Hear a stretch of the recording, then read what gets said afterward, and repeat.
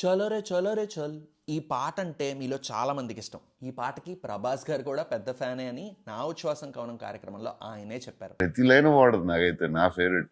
ధీరులకి దీనులకి అమ్మ ఒడి ఒక్కటే, వీరులకి చోరులకి కంట తడి ఒక్కటే. ఎవరు రాశారు సార్? మొత్తం మళ్ళీ అన్ని లేపి మొత్తం జీరో చేస్తారు. దీని భావం నిజంగానే మనల్ని కదిలిస్తుంది. చలోరే అంటూ మన ప్రోగ్రెస్ని అలాగే మన ఆలోచనల్ని ప్రశ్నిస్తుంది. రీల్ చివరి వరకు చూడండి. లాస్ట్ 2 లైన్స్లో మీనింగ్ విని మీరే షాక్ అవుతారు. పాట చాలాసార్లు విన్నాం కానీ ఇలా వినలేదే అనుకుంటారు. నాది గ్యారంటీ.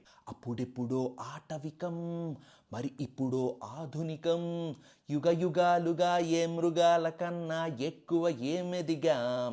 అప్పట్లో అంటే అడవి మనిషిలో, మరి ఇప్పుడు అడ్వాన్స్డ్ అంటున్నారు. అయినా ఏళ్ళు గడిచినా ఏం పెద్దగా ఎదిగాం, ఇంకా అడవిలో జంతువుల్లా పోరాడుతూనే బ్రతుకుతున్నాం అని అంటున్నారు. రాముడిలా ఎదగగలం, రాక్షసులను మించగలం, రకరకాల ముసుగులు వేస్తూ మరిచామెప్పుడో సొంత ముఖం. నిజంగా తలుచుకుంటే రాముళ్ళే ఎదగచ్చు, రాక్షసులను కూడా మించిపోయి అకృత్యాలు చేయొచ్చు.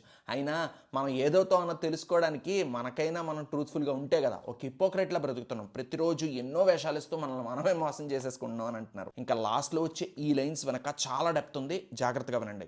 తారలనే తెంచగలం తలుచుకుంటే మనం, రవికిరణం చీల్చగలం రంగులుగా మార్చగలం. ఈ lines meaning and under current ఏంటంటే, నక్షత్రాలను తెంచడం అంటే అందులో ఏం జరుగుతుందో అర్థం చేసుకోవడం.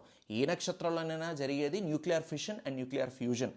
అదే మనం న్యూక్లియర్ ఎక్స్పెరిమెంట్స్లో చేస్తున్నాం. ఇక రెండోది, లైట్ని మనం డిస్పర్షన్ ద్వారా 7 రంగుల్లోకి డివైడ్ చేయొచ్చు అన్నది కూడా తెలుసుకున్నాం.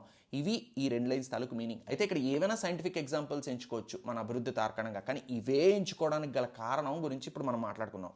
నువ్వు ఒక నక్షత్రానివి, అందులోంచి వచ్చే కాంతి నువ్వు చేసే పనులు అని చెప్పడానికి ఇవి ఎగ్జాంపుల్స్ కింద ఎంచుకున్నారనిపించింది.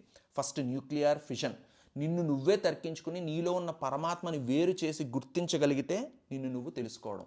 సెకండ్, న్యూక్లియర్ ఫ్యూజన్, అలా గుర్తించాక నీలో ఆ పరమాత్మని మళ్ళీ కలిపేసుకుని నీ ఆలోచనలు నడవడిక అన్నీ మార్చుకుని ధర్మానుసారం వెలిగితే న్యూక్లియర్ ఫ్యూజన్. నెక్స్ట్ పాయింట్కి వద్దాం. నీలోంచి వచ్చే వెలుగు అంటే నువ్వు చేసే పనులు. ఆ పనుల్లో మంచి చెడు, పుణ్యం, పాపం, న్యాయం, ధర్మం, విధి, ఇలా చాలా రంగులు దాక్కుని ఉన్నాయి. వాటిని నువ్వు జాగ్రత్తగా విడమర్చి విశ్లేషించుకోవడం అంటే రివ్యూ చేసుకోవడమే నిన్ను కరెక్ట్ చేసుకుని ఫీడ్బ్యాక్ సిస్టమ్. చాలా గొప్పగా చెప్పారు శాస్త్రి గారు. సో ప్రభాస్ గారు ఈ పాటకి అలాగే వేదాతల్పన పాటకి మీనింగ్ కోసం ఆయన చాలా వెతుకుతున్నారు అని స్వయాన ఈ ప్రోగ్రాంలో చెప్పారు. ఈ రీల్ ఆయనకి చేరే వరకు షేర్ చేయండి. మరి ఇలాంటి విశేషాలు మరిన్ని కావాలనుకుంటే ఫాలో అయిపోండి. వెండి తెర వాకిట్లో.